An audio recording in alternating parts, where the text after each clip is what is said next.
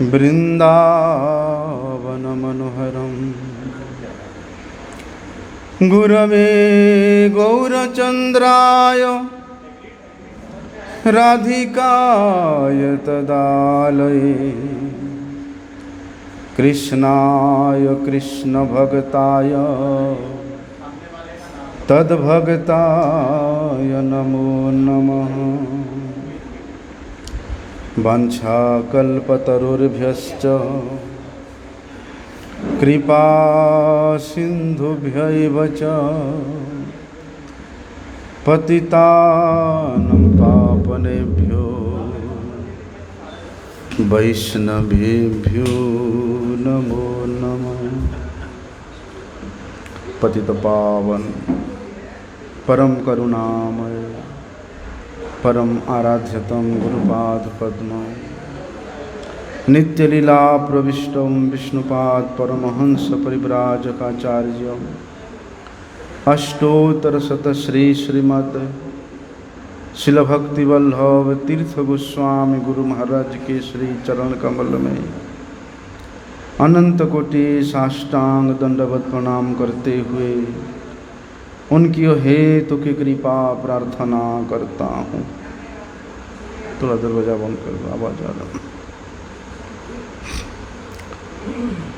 कल हम लोगों ने श्रवण किया भगवान जगन्नाथ जी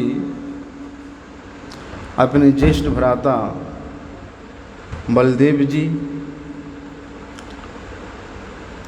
बहन सुभद्रा जी और अपने नित्य पार्षद सुदर्शन जी को लेकर के प्रकट हुए।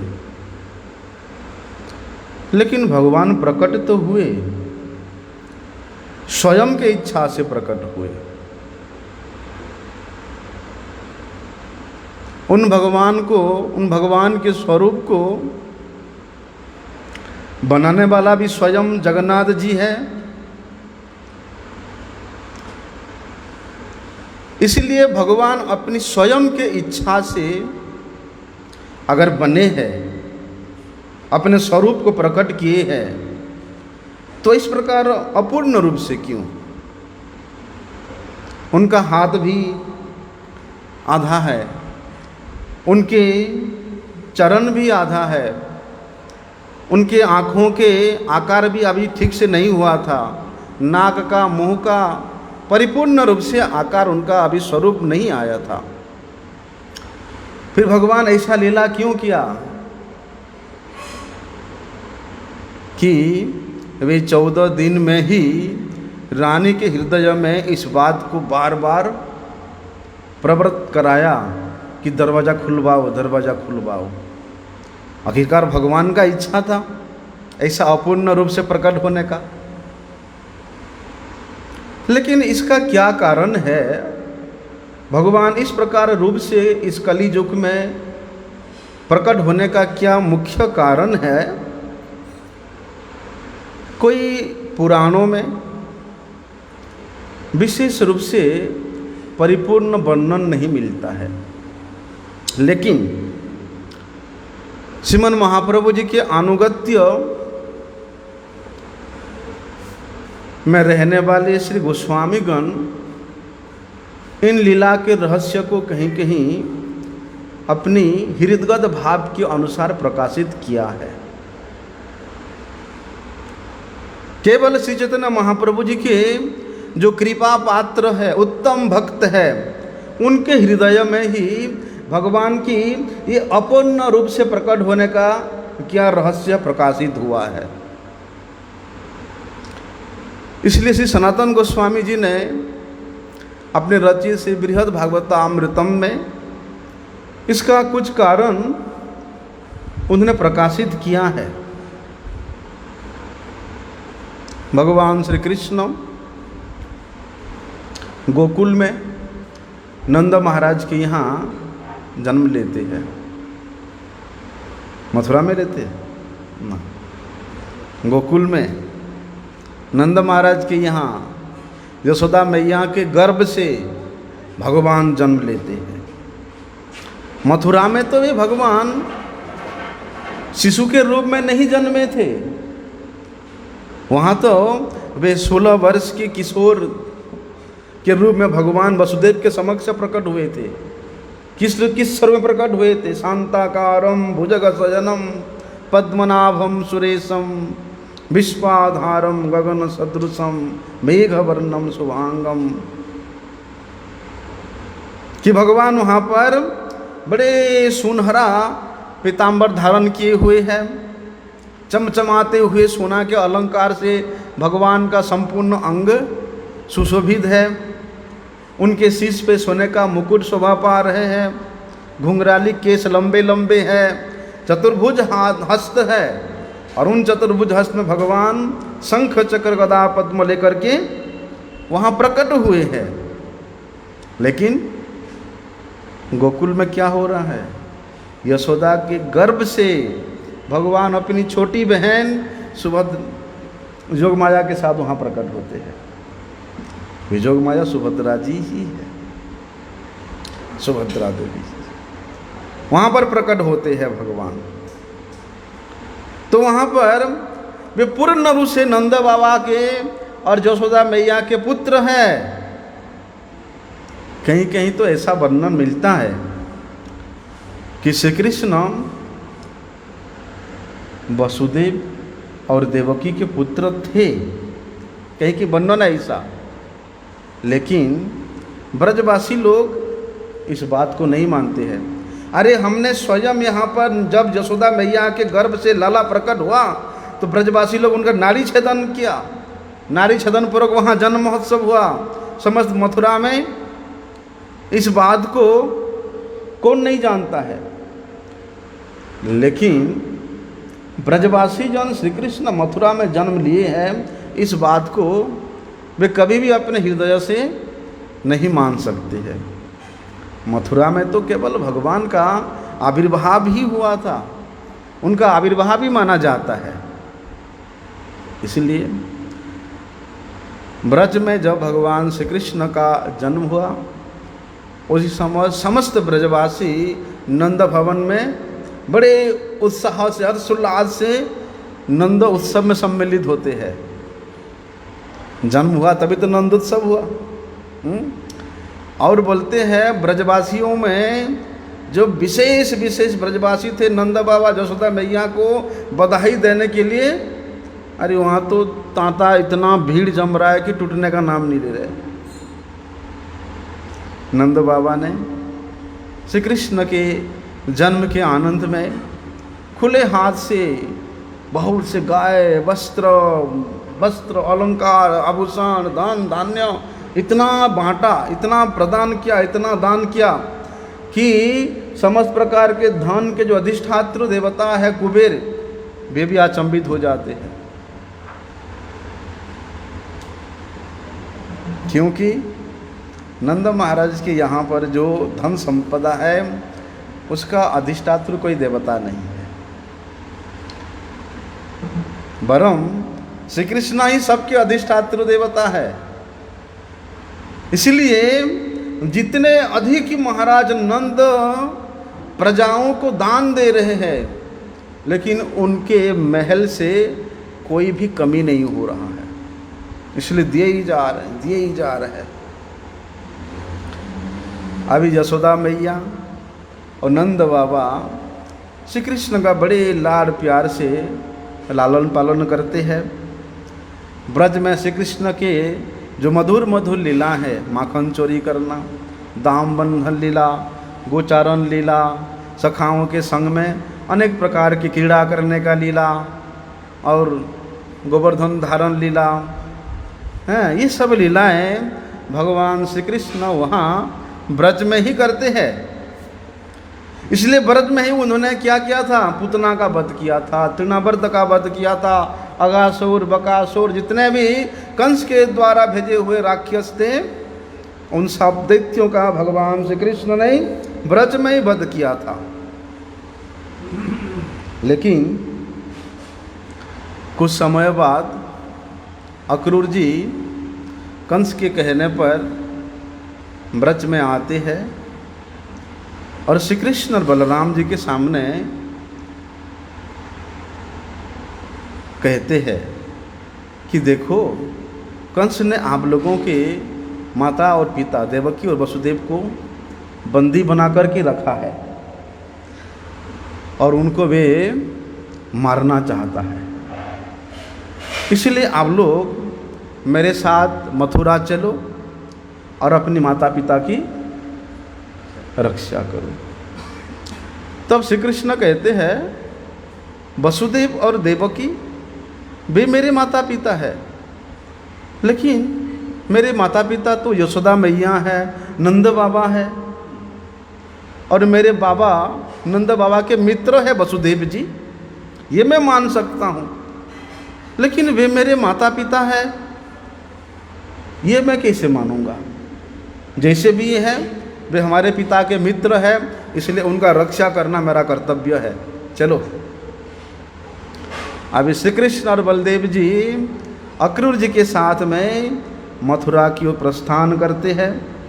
वहाँ पर उन्होंने जाकर के अनेक लंबा लीला है,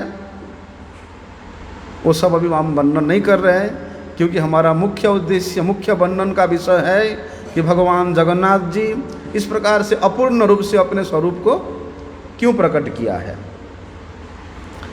तो वहाँ जाकर के भगवान श्री कृष्ण और बलदेव कंस का वध करते हैं, वसुदेव देवकी को कारागार से मुक्त करते हैं और मथुरा का संपूर्ण राज्य को उन्होंने फिर उग्रसेन को लौटा देते हैं। अभी देवकी और वसुदेव जी श्री कृष्ण और बलराम को अपना पुत्र मानते थे और कंस ने उनको अनेक वर्षों तक कारागार में बंदी बना करके अनेक यंत्रणाएं यातनाएं दिया था। इसलिए श्री कृष्ण और बलदेव उन देवकी और वसुदेव को सुख देने के उद्देश्य से उन्होंने मथुरा में ही कुछ समय रहने का संकल्प किया। लेकिन हुआ क्या? जरासंध मेरे दामाद को मार दिया, ये ग्वाला का छोरा, और मथुरा में रह रहा है। बार बार जरासंध मथुरा को आक्रमण कर रहा है और बार बार परास्त होकर के जा रहा है। भगवान देखते हैं कि अनायासी इतनी सारी सैन्य सामंत मारे जा रहे हैं, इसलिए भगवान मथुरा वासियों को एक ही रात्रि में द्वारिका ले जाते हैं और वहाँ द्वारिका नगरी में भगवान श्री कृष्ण 16,108 महिषियों के साथ विवाह करते हैं और प्रत्येक रानी से 10-10 पुत्र और एक कन्या का जन्म होता है। एक बार क्या हुआ, नारद जी भगवान श्री कृष्ण का कौन सबसे सर्वोत्तम भक्त है, इसको जानने के लिए वे अनेकों स्थानों पर भ्रमण कर रहे हैं। तो भ्रमण करते करते वे द्वारिका में पहुंचते हैं। द्वारिका में पहुंचने से पहले वे इंद्र के पास, ब्रह्मा के पास, शिव जी के पास, प्रहलाद जी के पास, हनुमान जी के पास, सब जगह जाकर के भेंट करते हैं। अंत में पांडवों के पास जाते हैं, इंद्रप्रस्थ में जाकर के पता लगाते हैं। पांडवों ने भी कहते हैं, नारद जी द्वारिकावासी श्री कृष्ण के जितने प्रिय है हम उतने प्रिय नहीं है, क्योंकि द्वारिकावासी भगवान श्री कृष्ण के अपने निजजन है। कोई उनके पिता है, कोई उनके माता है, कोई भाई है, कोई पुत्र है, तो कोई सगे संबंधी है। अभी पांडवों की बात सुनकर के नारद जी इंद्रप्रस्थ से सीधे द्वारिकापुरी में पहुंचते हैं और सबसे पहले वे रुक्मिणी के महल में प्रवेश करते हैं। तो रुक्मिणी के महल में नारद जी जाकर के देखते हैं कि रुक्मिणी, सत्यभामा, जाम्बवती, नागन्यजिति, मित्रविंदा, ये जितने भी प्रमुख भगवान श्री कृष्ण के पाट रानियाँ हैं, वे सब वहाँ पर रुक्मिणी जी के महल में अवस्थित है। अब नारद जी वहाँ पहुँच करके कहते हैं कि हे महिषियाँ, आप सब लोग बड़े सौभाग्यशाली हो, क्योंकि आपको भगवान श्री कृष्ण का सेवा करने का सुयोग परिपूर्ण रूप से प्राप्त हुआ है। और भगवान श्री कृष्ण के जितने भी प्रियाएं हैं, बोलते उन प्रियाओं में भी आप प्रमुख हो, इसलिए आप द्वारिका वासियों में से भी पटरानियाँ विशेष वंदनीय हो, समस्त जगत में आप पूज्य हो। आप भगवान श्री कृष्ण के भक्तों में से सर्वश्रेष्ठ हो, क्योंकि हर प्रकार से आप लोगों ने भगवान श्री कृष्ण की सेवा प्राप्त किया है। श्री नारद जी उन समस्त महिषियों के चरणों में प्रणाम करते हैं। अभी नारद जी ने तो अपने मन की बात बता दिया। नारद जी के बात को सुन करके रुक्मिणी देवी और सत्यभामा जी बड़े दुखी होकर के कहते हैं कि मुनिवर, आप क्यों हमारा ऐसा उपहास कर रहे हैं? आप व्यर्थ में इस प्रकार हमारा गुणगान क्यों कर रहे हैं? जो चीज़ के हम अधिकारी नहीं है, जिसका योग्यता हमारे पास नहीं है, जितना सम्मान हमको नहीं मिला, आप उससे बढ़ चढ़ करके बोल करके हमारा अपमान क्यों कर रहे हैं? क्योंकि हम जानती है 50 वर्ष हो गया ठाकुर जी के साथ विवाह किए हुए, और इन 50 वर्षों के पश्चात भी हमने कभी श्री कृष्ण को प्रसन्न नहीं कर पाया। हम में कुछ कमी, हम इतना रूपवती है, सब कलाओं में पारंगत हैं, कोई चीज की कमी नहीं है, फिर भी भगवान श्री कृष्ण को हम लोग उतनी रूप में संतुष्टि प्रदान नहीं कर पाए हैं। कहती है रुक्मिणी देवी, श्री कृष्ण हमेशा उस वृंदावन की गोपियों का ही स्मरण करते हैं। जब भगवान श्री कृष्ण मेरे महल में आते हैं और शैया पर शयन करते हैं, शयन क्या करेंगे, वे तो नित्य निरंतर बस अश्रुपात करते रहते हैं, रोते रहते हैं। कभी कभी सपन में रोते रोते वे मेरे आंचल को पकड़ के कहते हैं कि हे राधिके, तुम कहाँ हो? तुम्हारे बिना जीवन धारण करना मेरे लिए असंभव है। हे ललिते, तुम कहाँ हो? कभी कभी तो करुण क्रंदन करते हुए यशोदा मैया को याद करते हैं और मेरी आंचल पकड़े कहते हैं, मैया, ओ यशोदा मैया, क्या मेरे कोई आचरण से तुम्हें बड़ी कष्ट हुआ है, इसलिए मुझे मेरे से तुम बात नहीं कर रही हो? अपनी गोदी में बिठा करके मुझे तुम माखन मिश्री नहीं खिला रही हो? अब तो मुझे बड़ी भूख लगी है मैया, आओ मुझे अपनी गोदी में बिठाओ और मुझे माखन मिश्री खिलाओ। कभी कभी तो सखाओं को पुकारते हैं कि हे श्रीदाम सुबल मधुमंगल, तुम सब लोग कहाँ चले गए? मुझे यहाँ अकेले छोड़ करके कहाँ चले गए? देखो अब गैया चराने का समय भी हो गया है, सब गौएं बुला रहे हैं, तुम लोगों के बिना मैं कैसे प्राण धारण कर सकता हूँ? कभी कभी तो वे अपने गायों को स्मरण करके रोते हैं, कहते हैं, हे श्यामली, हे धवली, हे कालिंदी, तुम सब मुझे एकांत यहाँ छोड़ करके कहाँ चले गए हो? बोलते इस प्रकार ब्रज के प्रत्येक द्रव्य को, प्रत्येक व्यक्ति को, प्रत्येक वस्तु को, उनके लीला के जितने भी उपकरण थे सबको याद करके चिंतन करके भगवान इतना रोते हैं, इतना रोते हैं कि उनका सैया उनके अश्रु के धार से भीग जाता है। और रुक्मिणी देवी कह रही है, ये नारद जी ये 1-2 दिन की बात नहीं है, बल्कि प्रत्येक दिन ऐसा ही होता है। हम पाटरानियाँ, हम सब कौन है, हम कहाँ हैं, ये बात तो वे कभी सोचते भी नहीं है, उनके स्मरण पथ में भी आती नहीं है। यद्यपि हम उनके पाटरानियाँ हैं, उनके पत्नियाँ हैं, लेकिन कभी एक दिन भी वे हमको इस प्रकार अवस्था में स्मरण नहीं किया। हम तो केवल नाम मात्र के उनके पटरानियाँ हैं, परंतु उनका हृदय, उनका मन नित्य निरंतर ब्रज में ही बसता है, ब्रजवासियों में ही रहता है, ब्रज के कण कण में उनका हृदय विराजमान है। इसलिए हे नारद जी, आप हमें सर्वश्रेष्ठ भक्त बोल के हमारा इतना गुणगान कर रहे हो। हम कितना दुखी हैं हम जानती हैं, क्योंकि हम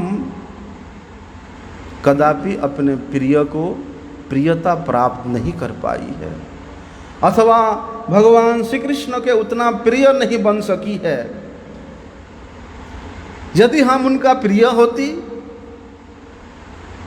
वे हमें प्रीति करने वाले होते, तो वे भी गोपियों की भांति हमारा नाम भी स्मरण करते।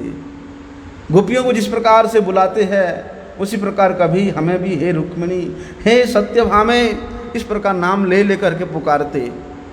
परंतु 50 साल हो गया, एक दिन भी कभी उन्होंने हमको इस प्रकार से स्मरण नहीं किया है। सत्यभामा जी कहती है कि हे सखी, तुम बिल्कुल सत्य कहती हो। तुम्हारे महल में जिस प्रकार का अवस्था है, मेरे महल में भी बिल्कुल वैसा ही अवस्था है। क्योंकि भगवान श्री कृष्ण द्वारिका में 16,108 पाटरानियों के पास में उतने ही स्वरूप में विराजमान रहते हैं।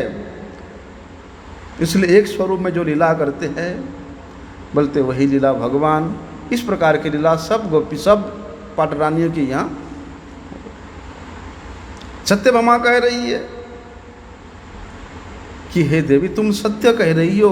कल रात्रि में तो उन्होंने सोए थे, अचानक मेरे साड़ी के पल्लू खींचते हैं और कहते हैं हे राधे, हे राधे, ऐसा कह करके मूर्छित हो गए, मूर्छित हो गए। मैं उनको सांत्वना देने के लिए सोचता रहा, तब तक वे मूर्छित अवस्था को प्राप्त हो गए। मैं क्या करूं? हम सब उनके विवाहित पत्नियां हैं, फिर भी इसका क्या रहस्य है हमें नहीं पता। हम अत्यंत रूपवती हैं, सभी कलाओं से परिपूर्ण है, लेकिन फिर भी उनको हम प्रसन्न नहीं कर पाती। मैं जानना चाहती कि हम उनको आखिर किस प्रकार से संतुष्ट कर पाए, क्या ऐसा उपाय है? इस प्रकार समस्त पटरानियाँ रुक्मिणी जी के महल के अंदर बैठ कर के सारी आपस में वार्तालाप सुना रहे नारद जी को। उसी समय बलदेव जी की माता रोहिणी देवी वहाँ प्रवेश करती है। और ये रोहिणी देवी श्री कृष्ण बलदेव की जन्म होने से पहले से ही वे कंस के भय से ब्रज में नंद बाबा के यहाँ रहती थी। इसलिए उन्होंने यशोदा मैया के साथ श्री कृष्ण और बलदेव जी का लालन पालन भली भांति किया है। और श्री कृष्ण का ब्रजवासियों के प्रति जो प्रेम है, जो आकर्षण है, जो स्नेह है, ममता है, वो साक्षात रूप से रोहिणी माता उसको अनुभव किया है। इसलिए उनके वहाँ प्रवेश करने पर सब पटरानियाँ उनको उठ कर प्रणाम करती है, आदरपूर्वक को आसन दे करके उनको घेर करके बैठ जाती है और कहती है कि माता, हम जानती है कि आप श्री कृष्ण और बलदेव को बाल्यकाल से ही उनके प्रत्येक लीला के साथ आप परिचित है, अनुभव किए हैं, क्योंकि आपके उदर से ही तो उनका प्रकट हुआ है। इसलिए आप केवल कृष्ण बलदेव को जानते ऐसी बात नहीं है। उन गोपियाँ, जिन गोपियों को स्मरण करके श्री कृष्ण पूरे रात रोते रहते हैं, उन गोपियों को भी आप भली भांति जानती है। गोपियाँ हो यशोदा मैया हो, अन्य न जितने ब्रजवासी गण हैं, श्री कृष्ण से किस प्रकार से प्रेम करते थे, जिसके कारण आज भी उनके प्रेम को चिंतन करके, स्मरण करके श्री कृष्ण बार बार मूर्छित अवस्था को प्राप्त हो जाते हैं। उनके नाम को याद करते ही वे उनके वशीभूत हो जाते हैं। ऐसा क्या कारण है? हे माते, हम ब्रज की, उन ब्रजवासियों की, उन गोपांगनाओं की और उस गोपी यशोदा की ऐसा क्या महिमा है, उसको हम सब जानना चाहती है। जानना चाहती है कि ब्रजवासियों के का श्री कृष्ण के प्रति कैसा अनूठा प्रेम था, जिस कारण उस प्रेम को आज भी द्वारिकाधीश होने के बावजूद भी, 16,108 महिषी होने के बाद भी वे उस प्रेम को नहीं भुला पा रहे हैं। 50 वर्ष तक हम लोग श्री कृष्ण का निरंतर सेवा करने पर भी उन्हें हम अपने प्रेम के वशीभूत नहीं कर पाए। लेकिन उस ब्रज में किंचित समय 11 वर्ष तक रहते हुए भगवान श्री कृष्ण ने, उन ब्रजवासियों ने ऐसा क्या प्रेम किया कि आज भी वे चिंतन करते हैं, मूर्छित अवस्था को प्राप्त होते हैं, भूल नहीं पाते उस प्रेम को। हमेशा उन गोपियों को पुकारते हैं कि हे राधे, हे राधे, हे ललिते, हे विशाखे। इस प्रकार उनके नाम का आवृत्ति करते करते वे किस भाव में प्रवेश कर जाते हैं, तब तो हमें भी नहीं पता चलता है। और उस विषय में कभी हमको पूछने का सुयोग नहीं मिला है। बोलते वे कभी ये विचार भी नहीं करते कि द्वारिका में सत्यभामा है, रुक्मिणी है, जाम्बवती है, या उनके साथ में हूँ, उनके साथ एक महल में है। वे भी भगवान चिंता भी नहीं करते कि मेरे साथ इन महिषी गण है। ऐसा क्यों? उन ब्रज गोपांगनाओं में, उन ब्रजवासियों में ऐसा क्या विशेषता है? उनके पास तो हमारे जैसा ना धन संपत्ति था, ना ही हमारे हमारे समान सोने, हीरे, मोती, माणिक्य के जड़ित आभूषण थे। वे तो केवल उन वन के विभिन्न प्रकार के फूलों के आभूषण से ही अपने आप को सजाती है। श्री कृष्ण स्वयं वहाँ वन में गौएं चराने के लिए जाते थे, और यहाँ द्वारिका में तो वे द्वारिकाधीश है, राजाधिराज है। फिर भी सदैव उन ब्रजवासियों के चिंतन क्यों करते रहते हैं? उन्होंने अपना हृदय उन गोपियों को क्यों दे दिया है? क्या वे गोपियाँ, वे ब्रजवासी जन ऐसे कुछ वशीकरण मंत्र जानती थी, जिस मंत्र से वे हमारे स्वामी को, द्वारिकाधीश को वशीभूत कर रखी है? उन गोपियों के प्रेम में ऐसा क्या विशेषता है जिसके कारण श्री कृष्ण श्री कृष्ण के हृदय पर उन गोपियों का ही एकमात्र एकछत्र अधिकार है? हे माते, आप अवश्य ही उन गोपियों के, उन ब्रजवासियों के प्रेम की महिमा को जानती है, अनुभव किया है। आपने स्वयं उसको अपनी आँखों से दर्शन किया है। इसलिए आप कृपा करके हमें उस विषय में कुछ बताइए।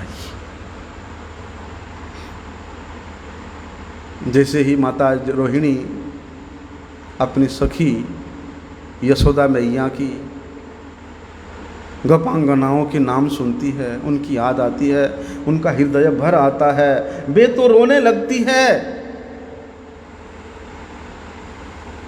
रोते रोते जब थोड़ा सा उनका हृदय थोड़ा हल्का सा होता है, तब वे कहती है कि हे महिषियाँ, उन ब्रज के लीलाओं को, उन गोपांगनाओं के सौभाग्य को, उन सखी यशोदा के अहोभाग्य को मैं किस मुंह से वर्णन करूं, किस हृदय से मैं उसका व्याख्या करूं? उसकी चिंतन करते ही तो मेरा हृदय भर आता है, आँखों से अश्रु की धारा प्रवाहित होने लगता है, मेरे कंठ गदगद हो जाता है। मैं कैसे वर्णन करूं? फिर भी बार बार महिषियाँ माता रोहिणी को ढांढस बंधाती है, अनेक प्रकार से उनको सेवा करके उनके चित्त को थोड़ा स्थिरता को प्राप्त कराती है। जब ये सब बातें चल रहा था, ये चर्चा चल रहा था, तो कंस के माँ पद्मावती वहाँ भाग भाग के आती है। अग्रसेन की पत्नी है ना, कंस की माता जो है पद्मावती अग्रसेन महाराज की पत्नी है। हाँ, सब वहाँ शिफ्ट हो गए। तो वे पद्मावती बुढ़िया 80 साल की बुढ़ी वो आकर कहती है, अरे इन ब्रज के गोप गोपी ग्वालियों का तुम लोग व्यर्थ क्यों चर्चा कर रहे हो? ये ब्रजवासी लोग, ये गोये लोग इतने दुष्ट हैं, इतने क्रूर हैं, इतना कृपण है कि उनका तुम लोग चर्चा कर रहे हो। कंस से रक्षा करने के लिए वसुदेव ने अपने पुत्र कृष्ण बलदेव को क्या नंद के वहाँ छोड़ के आया, थोड़ा सा लालन पालन किया, ब्रजवासियों ने कृष्ण बलराम का कर दिया, उनका इतना गुणगान कर रहे हो। अरे उस यशोदा जिसके तुम लोग इतना गुणगान कर रही हो, उस यशोदा तो कृष्ण को अपना बालक समझती नहीं थी। कृष्ण को उसने कभी भरपेट दूध भी नहीं पिलाई। क्या करेगा बेचारा कृष्ण, जब भूख लगता है घर में तो नंद बाबा यशोदा मैया कुछ खिलाते नहीं है, भूख के मारे वो दूसरे घर में चोरी करने जाता था। और जब चोरी करने जाता था वहाँ ब्रजवासी लोग पकड़ के उसको मारते थे, विवश होते थे उनको पीटने के लिए। और ये यशोदा ये इतना कठोर हृदय वाली है कि जब ये किसी के घर में चोरी करते हुए पकड़े जाता था तो यशोदा रस्सी से ये कृष्ण को बांध देती थी, छड़ी दिखा करके डराती थी, धमकाती थी। हमारे लाला कन्हैया कृष्ण डर के मारे भयभीत होकर के वे रोते रोते विनती करती थी, मुझे मत मारो, मुझे मत मारो। अरे कहाँ तक बताऊं, 5 वर्ष की आयु में जब सभी बालक गुरुकुल पढ़ने के लिए जाते हैं और ये नंद और यशोदा 5 वर्ष की आयु में ही कृष्ण बलदेव को जंगल में भेज दिया गौएं चराने के लिए। कभी सोचा भी नहीं कि वन में कितना कंकड़ होते हैं, कांटे होते हैं। कभी उनको जूते चप्पल भी पहनने को नहीं दिया। बेचारे कृष्ण बलदेव खाली पैर उस कांटों के बीच में ऐसे ही जंगलों में गौओं के पीछे पीछे भागते थे। धूप होता था, वर्षा होता था, उसके रक्षा के लिए कभी भी उनको वे छतरी तक भी नहीं प्रदान नहीं दिया है।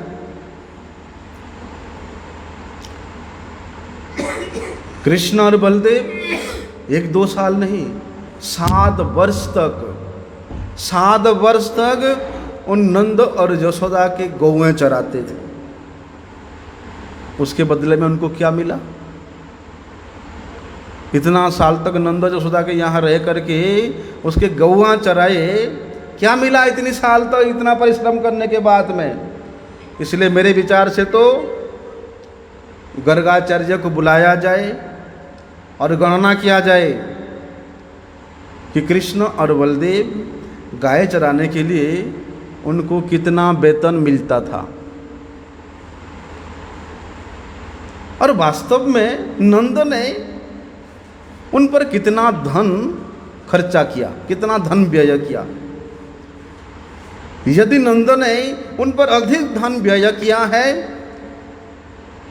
तो मेरे उदार हृदय वाले पति उग्रसेन नंद को जितना भी खर्चा आया है कृष्ण बलदेव का उनको दे देंगे। ऐसा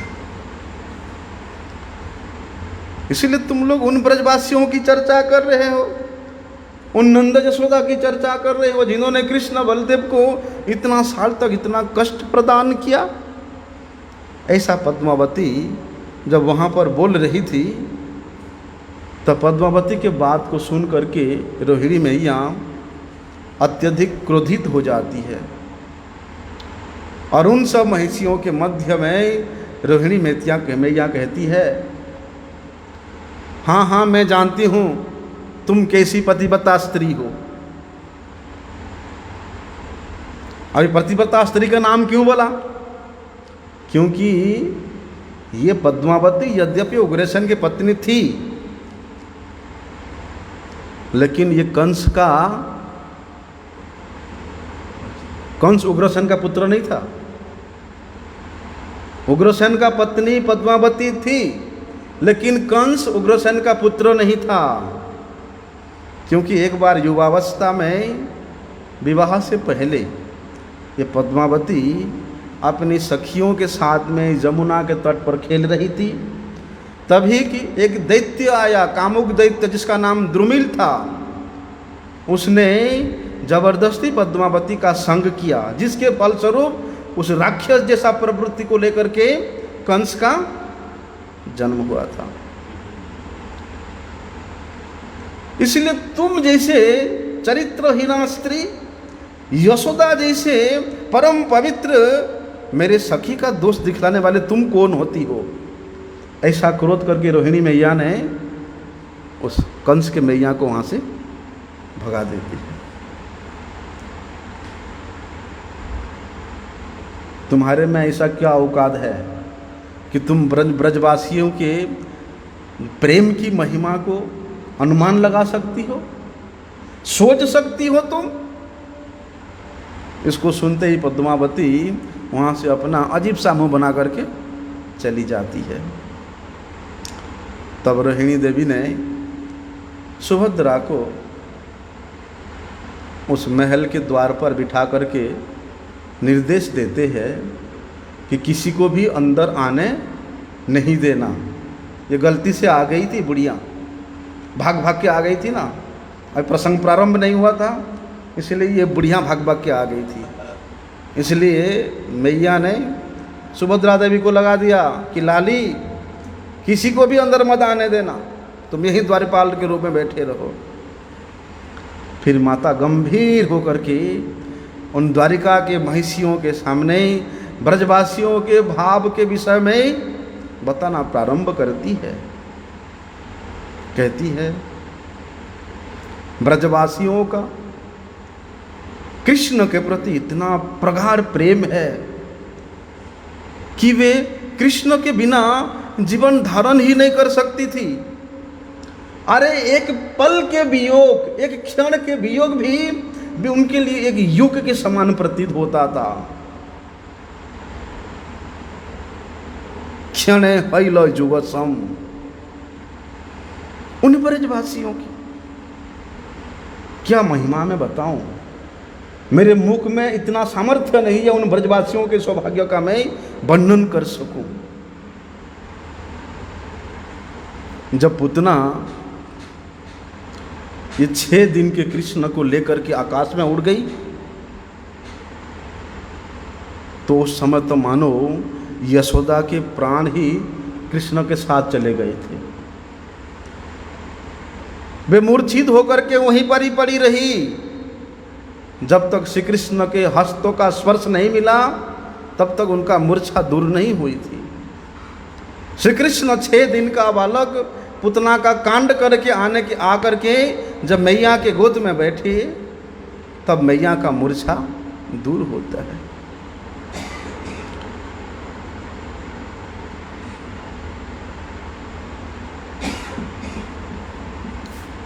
उन ब्रज के